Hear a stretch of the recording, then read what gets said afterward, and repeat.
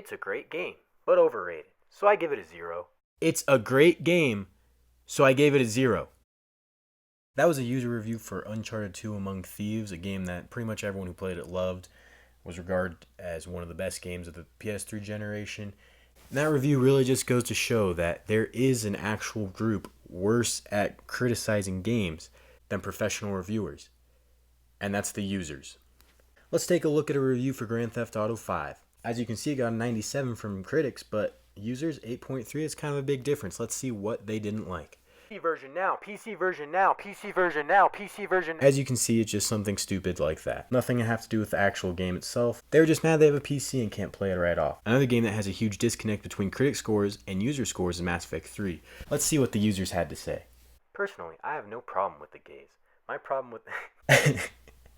This one's just fun. I have no idea why he put I have no problem with the gays. I don't get what it has to do with this review, but hey, at least we know he's a good guy, I guess. Not homophobic. But still, for users to say that Mass Effect 3 is in the range of a 5, just like Mass Effect Andromeda, is an absolute joke.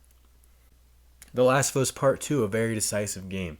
As you can see, critics liked it, but users, not so much. Personally, I liked it. Maybe I can try to understand by looking at some of the user reviews. I literally don't have to say why this game got the score I gave it. Wow, very, very nice. Gave it a 4 for the... Gave it a 4. But the one that takes it way too far. This user review I found for the objectively best game of all time, Star Fox 64. You see, the worst thing about this game is all the hype and praise that surrounds it. Already, you're not criticizing the game, but something else that surrounds it. Your opinion on a game shouldn't be swayed by other people's views, so...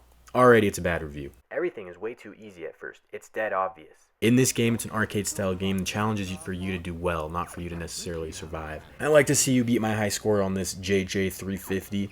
Come at me, buddy. You will not lose due to your own skill. No, if you lose, it will be due to some poor and or cheap design choice. I've literally never died in this game because I have skill. Get good, bud. To top it all off, the final boss is nothing but a giant detached floating monkey head with giant detached floating hands. I think that pretty well explains the story for this game. Alright, listen here, bud. If you were an actual epic gamer like me, you'd know the real true final ending boss is that monkey's floating detached brain and his floating eyeballs. Which, by the way, is an extremely epic boss. JJ350, I don't know what made you think your opinion was so important that you needed to register for this website and create a review for the public to read.